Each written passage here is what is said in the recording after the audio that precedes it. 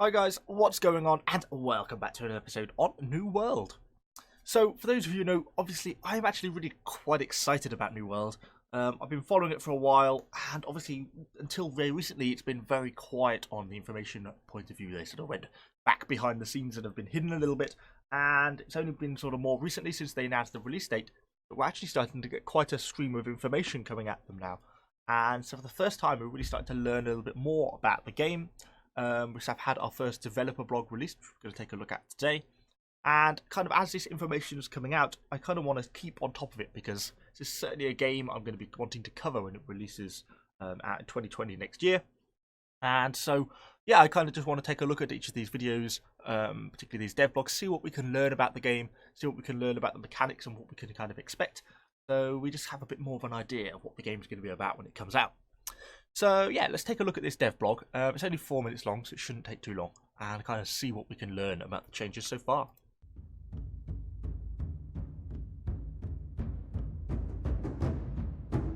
Welcome to the New World. That's loud. New World's an open-world MMO set in an alternate version of the 17th century. It takes place on an island we call Eternum. It's a place of legend.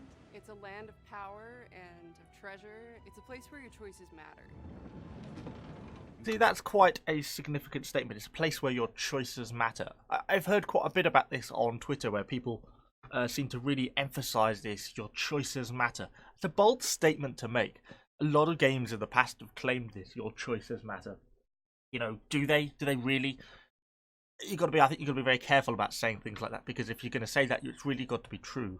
And to make your choices genuinely matter continuously throughout a game, I think it's difficult.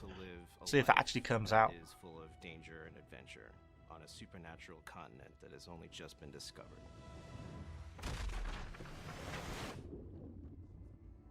We wanted to build this version of a haunted Eden.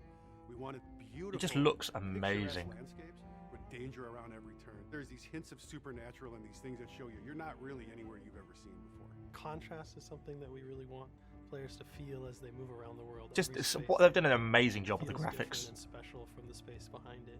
They feel like every hill they're going over, there's a new adventure. Not many people know too much about Eternum yet. I think that's where you come in as a player.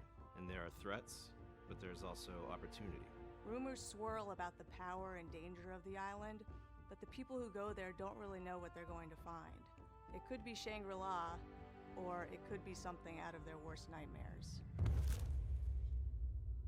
The thing that gives Eternum this power and makes it supernatural and special is there's this mineral that runs below the earth and it's called Azoth, and it's known to have magical properties. Azoth can amplify things. Azoth itself is not really a good or bad. This is, I guess, where all the sort of the slightly more supernatural side of things is going to come in. Power to change things It makes things more beautiful. and deadly. Azoth is different for everyone who sees it or knows about it. For some, it's the Fountain of Youth.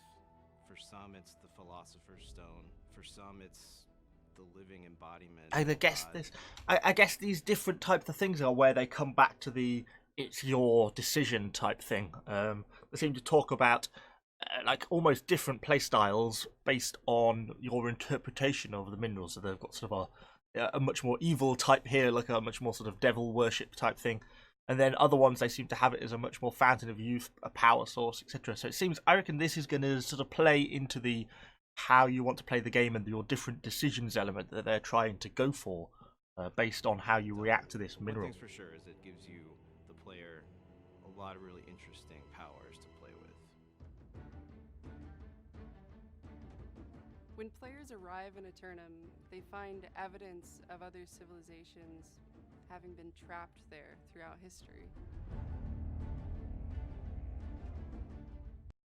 I just have to say, I mean, the graphics, they've done a marvellous job of the graphics. I mean, even if the game turns out to be absolutely crap, I mean, you can't say they haven't thrown some money at this and really gone for it in terms of the landscape. I know we can't see it probably, but this musket here, I just think from what bits I can see, just looks absolutely amazing. Looks like a really nice musket, and I love the armour. I just love the way it looks. I think it looks like a truly fantastic game. It's almost like some of these structures, they're a bit sort of Oblivion, Skyrim-esque. It's like sort of everything I wanted Elder Scrolls Online to be, but it wasn't. whole world is open to you, and you're only limited by your skill and the difficulty of the enemies that you run into. It's completely classless, so you choose how you want to play. Okay, that's interesting. So completely classless. Also defines your play style. Players will have a lot of freedom to choose what they do and how they do it. One of the fundamental tenets of New World has always been autonomy, and that manifests in every single system in the game. The game Right, so that's back to the player choices thing again. Autonomy. You choose. Or the best sword fighter. The progression system supports that. They just have to keep doing what they do best. It's kind of interesting that they haven't really made any mention, and I've not really seen any mention on the website or the Twitter feed about kind of the sandbox element that they were really pushing before.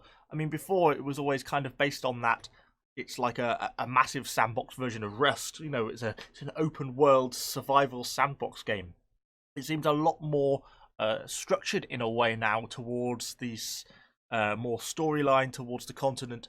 Seems to be more of an open world MMO now rather than a sandbox game, which is kind of a shame in a way. I guess this is why they've been quiet for so long. This has obviously been sort of changing tack slightly and kind of adjusting to this new path that they want to go on and getting ready for that.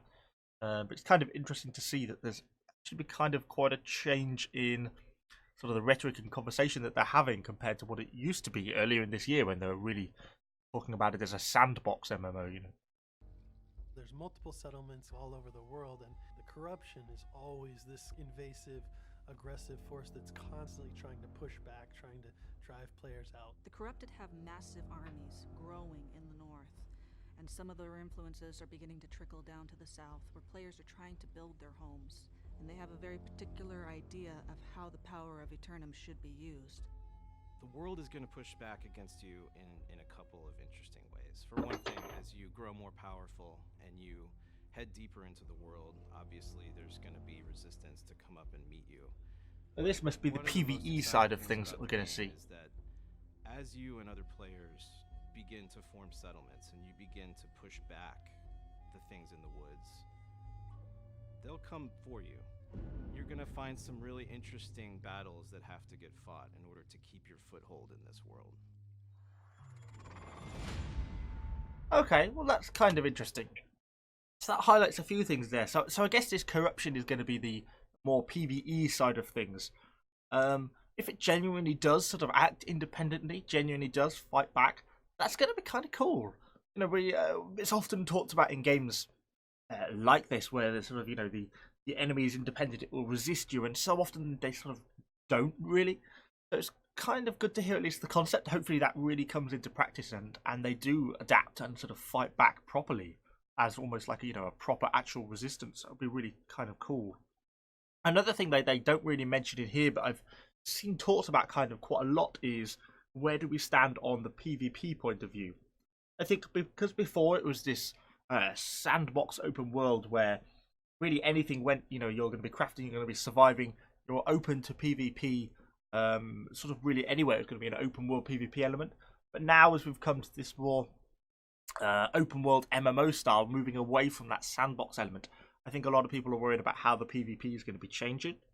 Whether they could introduce something like where PvP becomes, you know, accessible maybe in the corrupted areas, and particularly if the corruption is actually going to push and try and retake land. So it might not just be a fixed boundary anymore. So instead of just having a, you know, you pass this line and suddenly you're in the corrupted area, that line could move as the corruption tries to push down or as the players push it back. So yeah, hopefully if they really do keep to this motto of player, you know, your actions do make a difference, then maybe we could actually see sort of that sort of thing introduced, which would be really kind of cool. But anyway, shame there's not really too much there in terms of gameplay footage. I would like to actually see a little bit more. Hopefully in the next devlog, we're going to see actually diving down a little bit more into some of the individual mechanics, kind of get a little bit of an idea of how they're actually thinking. That would be really kind of cool. But anyway, we'll have to wait for the next devlog for that. I certainly want to keep these up. I do find them quite interesting, and yeah, I certainly want to keep following this game as we head towards sort of closed beta access in April and then sort of full release over in May 2020. If you have any comments or questions, be sure to let me know what you think in the comment section down below. And of course, subscribe to the channel because we'll be having a load more New World content going forwards. Thanks for watching, guys, and I shall see you all on the next video.